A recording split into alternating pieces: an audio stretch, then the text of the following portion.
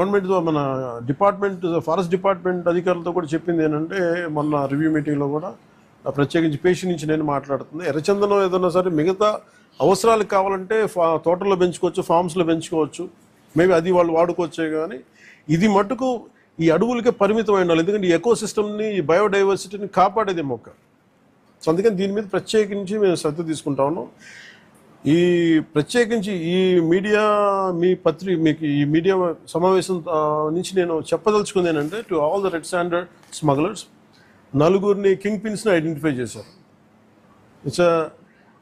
వాళ్ళని ఎలా పట్టుకోవాలి, ఏం తీసుకురావాలంటే దాని మీద చెప్పే కాదు కాబట్టి అవి టాస్క్ ఫోర్స్ కానీ state police and with help of forest department దాన్ని తీసుకెళ్తారు ముందుకి. కానీ రెడ్ శాండర్స్ ఇది వెంకటేశ్వర స్వామి గాయం నుంచి పుట్టిన చెట్టు. ఇది సెంటిమెంటల్గా దయచేసి దీన్ని శేషాచలం అడుగుల్లోని ఎర్రచందనాన్ని దయచేసి ఎవరు కొనగండి. That's my first appeal. రెండు, ఎవరైనా సరే ఉపాధి లేక మీకు ఏదైనా కొట్టేస్తుంటే కన్సర్న్ కలెక్టర్ దగ్గరికి వెళ్ళండి, లేదా కన్సర్న్ లీడర్స్ దగ్గరికి వెళ్ళండి. స్థానికంగా ఇక్కడ ఎవరన్నా కూర్చోబెట్టి సహాయపడి దానికి ఏదైనా ఆల్టర్నేట్ ఎంప్లాయ్మెంట్ చేస్తాం తప్ప దయచేసి మీరు ఎర్రచందనం చెట్లలో నరికివేతలు మీరు పాల్గొనకండి. అలాగే మిగతా రాష్ట్రాల నుంచి వచ్చే వాళ్ళకు కూడా ఒక అవేర్నెస్ క్యాంపెయిన్ స్టార్ట్ చేస్తాం, తమిళనాడులో కానీ మిగతా చోట్ల నుంచి కానీ. ఆ క్యాంపెయిన్లో కూడా దయచేసి మీరు ఇక్కడికి వచ్చి దీన్ని మీరు కేసులో ఇరుకోవద్దు, అది చాలా ఫామ్గా చెప్తా ఉన్నాం. ఎడ్యుకేట్ చేస్తున్నాం, అవేర్నెస్ ప్రోగ్రామ్స్ ఇస్తూ ఉన్నాం, ఇవన్నీ. అలాగే నేను అడుగుతున్నా, it's also create law and order problems.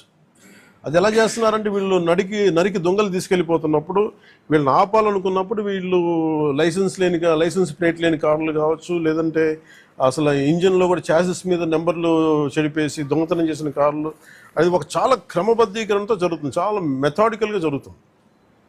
So వీళ్ళకి మేమేం చేసుకున్నామంటే, వన్ సింపుల్ వార్నింగ్ అందరికీ ఇస్తుంది, ముఖ్యంగా రెడ్ శాండర్స్ అందరికీ కూడా. రెడ్ శాండర్స్ని ఎవరైతే సపోర్ట్ చేస్తున్నారో, మీరు స్మగ్లర్స్ కావచ్చు, కొట్టేసే వాళ్ళు కావచ్చు, కింగ్ పిన్స్ కావచ్చు, it's a very firm warning to you all. Operation Kagar లాంటిది ఎక్స్ట్రీమ్ లెఫ్ట్ వింగ్ ఎక్స్ట్రీజంనే హ్యాండిల్ చేయగలిగినప్పుడు ఈ కంట్రీ, ఒక ఐడియాలజికల్ బేస్డ్ ఉన్న వాళ్ళే కూర్చోబెట్టి కష్టమైపోతున్న లొంగిపోతున్నప్పుడు మిమ్మల్ని తాట తీసి కూర్చోబెట్టేస్తాం స్మగ్లర్లందరినీ. It's just a political will అంతే. మీరు కనుక ఇదే పనిగా చేస్తే 6 to 9 months or 1 year అదే పని ఆపరేషన్ పెడతాం మీ అందరికి. మీరు స్వచ్ఛందంగా ఆపారా మంచిది, మీరు ఆపలేదా, ఒక 1 year 1.5 year ప్రత్యేకమైన special zone, special operation create చేసి మళ్ళీ రెడ్ శాండర్స్ ఎవడన్నా తిరగాలి, చెట్టు కొట్టాలంటే కూడా భయపెట్టే స్థితికి మేము తీసుకొస్తాం.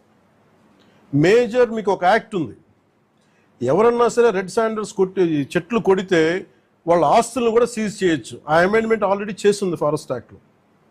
You have to be very very clear on that. So ప్రభుత్వం ఇంకా ఆలోచిస్తూ ఉంది, తటపాయిస్తుంది, ఇంకా ఆ తటపాయింపులు లేవు.